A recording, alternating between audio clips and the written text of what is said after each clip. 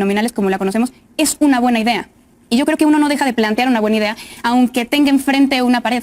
Es verdad que con esta bueno, ya se echaron para atrás en eso. O sea, sí van a existir los 200 plurinominales. Claro, pero los plurinominales, como los conocemos, sí, es decir, destinándolos a las burocracias de los partidos. Cambia la manera en que se reparte. Exacto. Entonces, esta idea, que me parece lo mejorcito de la reforma electoral, nos permitiría dejar de tener representantes que no han vivido en México por hace mucho tiempo, como Ricardo Anaya, gente que ha sido declarada como presuntamente culpable de delitos como Jorge Romero, gente profundamente impopular como Lili Telles. Vaya, es una buena idea y uno no deja de proponerlo porque tiene un interlocutor que funciona como pared. Y tercero, es porque esto no es un juego suma cero. La propuesta electoral de la presidenta es un paquete. Entonces todavía puede jugar a que algunos o todos los partidos se nieguen a renunciar a sus burocracias doradas, pero le acepten otras propuestas. Entonces yo creo que la presidenta gana siempre de algún modo. Si le bloquean todo, ella se habrá diferenciado del resto de los partidos. Si le bloquean algo, habrá... Propongo una reforma constitucional, no va a pasar, entonces vamos al plan B, que es que proponer la reforma no por la vía del cambio a la Constitución, sino del cambio legal, que ya no requiere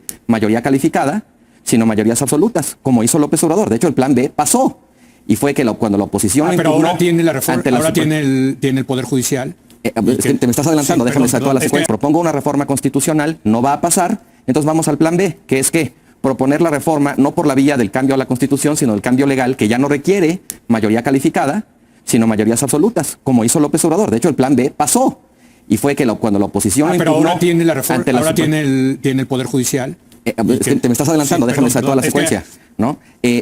Las oposiciones lo impugnaron en el caso del López Obrador. Sí. Aquí parece que no tendrían ni siquiera suficientes votos para poder impugnarla. Incluso si la impugnaran, pues el balance de fuerzas con la Suprema Corte le allana el camino. A lo mejor estamos en el primer capítulo de un plan B que esta vez iba a funcionar. Yo tengo otra hipótesis, que a lo mejor la presidenta no quiere esta reforma electoral y que la está mandando para que pierda y gana perdiendo la reforma. Porque dice, por mí no quedó. Por mí no quedó. Oiga, oye Palenque, yo traté. Fueron tus aliados los que no quisieron, ¿no? Y ya ahí muere el asunto. Ganar perdiendo, ¿no? Vanessa. Bueno, lo que hoy sabemos, no conociendo el texto, de la reforma constitucional, es que es verdad o medianamente plausible que los hermanitos tóxicos de Morena, PT y Verde, no le permitan a su reforma llegar a buen puerto. Sí. Y vaya, no sería sorpresa para nadie, no sería la primera vez que estos partidos, que ya no son tan pequeños, optan por el pragmatismo, digamos, no por la convicción o por los principios. Y creo que la pregunta que nos formulamos es muy buena, es ¿qué está buscando la presidenta? ¿Busca convencerlos en el camino? ¿Busca acaso subirles el costo político? Sí. ¿O acaso la presidenta está jugando un juego más largo? Y yo encuentro 3 razones por las cuales la presidenta está haciendo esto. Primero, es la palabra empeñada. La presidenta prometió esto en campaña. Prometió que se iban los plurinominales, prometió que se iba la lista nacional del Senado, sí, prometió bajar el costo de la democracia. Yo creo que la presidenta entiende muy bien que uno de sus mayores activos es su coherencia y que legitimidad y poder no son sinónimos. O sea, yo cumplí a pesar de que no pasó. Claro, y además, ¿no?, que muestra entender que su legitimidad no está en doblar al Congreso. Su legitimidad no está en pasar cualquier reforma por irracional que sea. Su legitimidad está en dar la palabra que empeñó, en decirnos, para mí no es un mundo paralelo, la campaña y el gobierno. Eso creo que es la primera y razón más importante. La segunda razón, porque la parte más importante de la reforma electoral, la eliminación de los plurinominales como la conocemos, es una buena idea. Y yo creo que uno no deja de plantear una buena idea, aunque tenga enfrente una pared. Es verdad que con esta bueno, ya se echaron para atrás en eso. O sea, sí van a existir los 200 plurinominales. Claro, pero los plurinominales, como los conocemos, sí, es decir, destinándolos a las burocracias de los partidos. Cambia la manera en que se reparte. Exacto. Entonces, esta idea, que me parece lo mejorcito de la reforma electoral, nos permitiría dejar de tener representantes que no han vivido en México por hace mucho tiempo, como Ricardo Anaya, gente que ha sido declarada como presuntamente culpable de delitos como Jorge Romero, gente profundamente impopular como Lili Telles. Vaya, es una buena idea y uno no deja de proponerlo porque tiene un interlocutor que funciona como pared. Y tercero, es porque esto no es un juego suma cero. La propuesta electoral de la presidenta es un paquete. Entonces todavía puede jugar a que algunos o todos los partidos se nieguen a renunciar a sus burocracias doradas, pero le acepten otras propuestas. Entonces yo creo que la presidenta gana siempre de algún modo. Si le bloquean todo, ella se habrá diferenciado del resto de los partidos. Si le bloquean algo, habrá avanzado. Pero siempre puede quedar la idea de que derrotaron a la presidenta. Desde luego. Y queda debilitada. O sea, la idea, hombre, esta presidenta, sobre todo a diferencia de la anterior, no pudo. Es que, a ver, ¿no? yo entiendo un poco la mitad de los dos argumentos. Sí. La promesa de que los partidos tengan menos dinero no se cumpliría si no pasa la reforma. Eso requiere cambio constitucional. Sí. La promesa, sí, porque la fórmula está en la Constitución. La promesa de eliminar a los pluris en el Senado y la promesa de cambiar la representación para que votemos por los candidatos tampoco se cumpliría. Yo creo que hay más cinismo que nada. Si no pasa, a la presidenta aquí. Pues es una derrota. Es una derrota. No se va a decir en las pero mesas no pasó cómo por está. ella, pero no pasó por ella. Pasó porque los aliados no jalaron. ¿Pero qué pierde en términos de poder político la presidenta? No, su partido va a seguir teniendo el dineral que tiene, va a seguir teniendo los diputados que tiene. No, Una derrota en el Congreso no es una derrota para la presidenta. Es una derrota para la presidenta, pero no porque ella no lo propuso, no porque Morena no votó, sino porque los aliados, como tú decías, los aliados no jalaron. Entonces, pues hay que pelear, como ella lo ha dicho. ¿Sí? La sociedad va a ver claramente quiénes fueron los que no votaron. ¿Sí? Sí. Y eso a mí me parece que es... Ahora, creo que Vanessa tiene razón. Hay muchas otras formas no constitucionales de reducir el costo del INE. ¿Sí? Porque si tú quieres cambiar la estructura del INE, eliminar direcciones ejecutivas, reducir el personal, eso no tiene que pasar por la Constitución.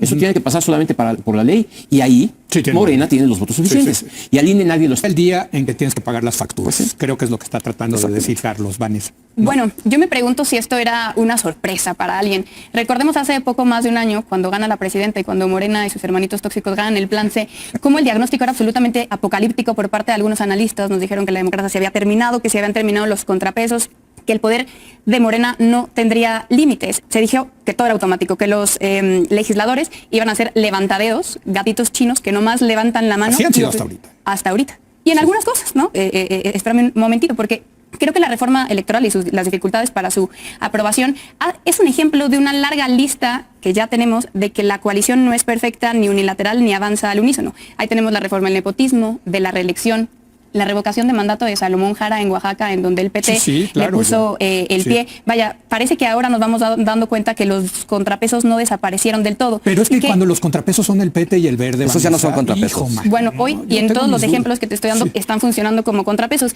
Y lo cierto es que antes se emitía una afirmación y es que la presidenta era súper poderosa y ahora la afirmación que está sobre la mesa es ¿acaso la presidenta no tiene tanto poder? Y creo que esto también de la reforma electoral nos demuestra que no era tan cierto este argumento que emitían quienes argumentaban por la supuesta sobrerepresentación, porque nos decían coalición y partido son sinónimos, o así debería ser interpretado para efectos constitucionales. Sí, así lo interpretó el tribunal. Así es, así es. Sí, y el INE, claro. Es que no son sinónimos, porque la coalición es frágil, es sensible, tiene que irse cuidando día a día. Por eso es que no deberían ser interpretados como sinónimos para efectos de la sobrerepresentación. Se puede romper.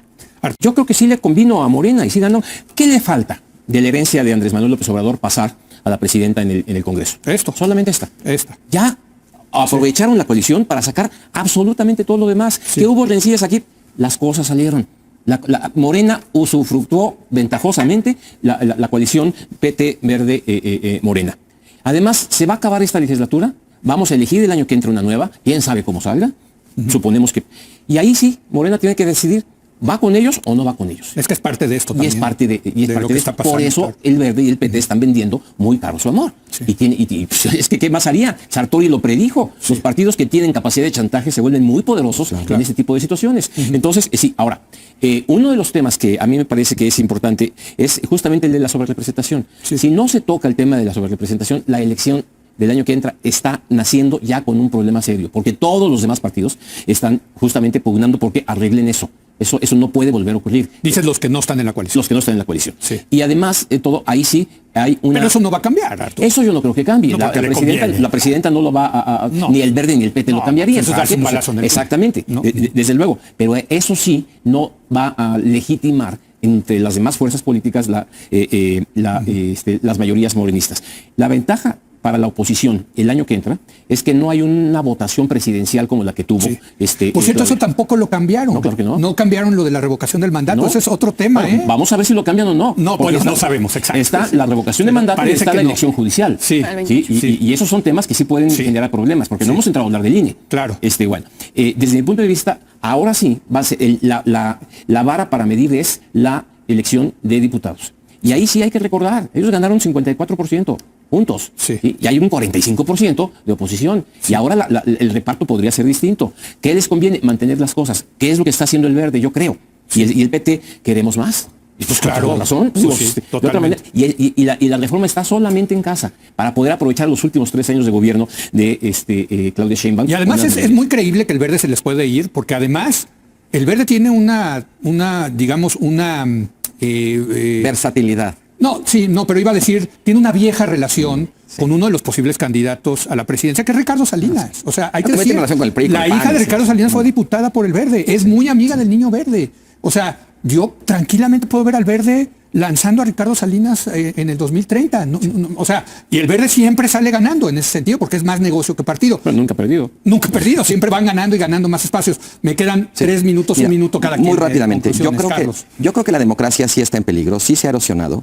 Y esto no le sale, o sea, este tipo de cosas no le han salido gratis a la democracia, no está intacta, ¿no? O sea, el hecho de que la reforma se juegue solamente dentro de la coalición que obtuvo el 54% de los votos, ¿no? Cuando 45% de la gente no votó por eso, y ese 45 no se traduzca ni siquiera en que haya necesidad de negociar con la oposición, pues algo ya te dice del estado de la democracia, ¿no? Sí. La razón de, digamos, los límites que podía representar la oposición o el contrapeso judicial están lastimados, están desactivados, y cuando las cosas no le salen a la presidenta como parece querer, eso no es necesariamente una virtud de la democracia. Creo que en este caso particular es un defecto en términos de la gestión de la propia coalición con pretensiones hegemónicas. No es una fortaleza de la democracia ni de los contrapesos. Que sí, ahorita el Verde y el PT están funcionando como restricciones, en efecto, pero siguen siendo parte de la coalición. O sea, que tu coalición de pronto empiece a tener problemas, no quiere decir que la democracia está a salvo e intacta. Quiere decir que todo el conflicto se trasladó al interior de la coalición hegemónica, que ahora están peleando entre ellos. Estas cosas también pasaban con el PRI. Sí, sí. Y no por eso la gente decía en México hay democracia, ¿verdad? Sí, claro, también había facciones dentro del PRI. Y además yo agrego a tu comentario, cuando la democracia depende del PT y del Verde, Houston, we have a problem. Gracias, ¿no? Morena. Sí, pero bueno, Vanessa, una conclusión. Hoy debatimos la reforma electoral solo a partir de unas láminas de PowerPoint, pero sí quiero adelantar lo que me gusta, lo que no me gusta. Sí. Me gusta la eliminación de los plurinominales tal como los conocemos, me gusta la reducción en diputados y también la lista nacional en el Senado. Me gusta las propuestas de fiscalización, me gusta que se bajen a nivel local los proyectos de democracia participativa que conocemos en algunos estados y a nivel federal.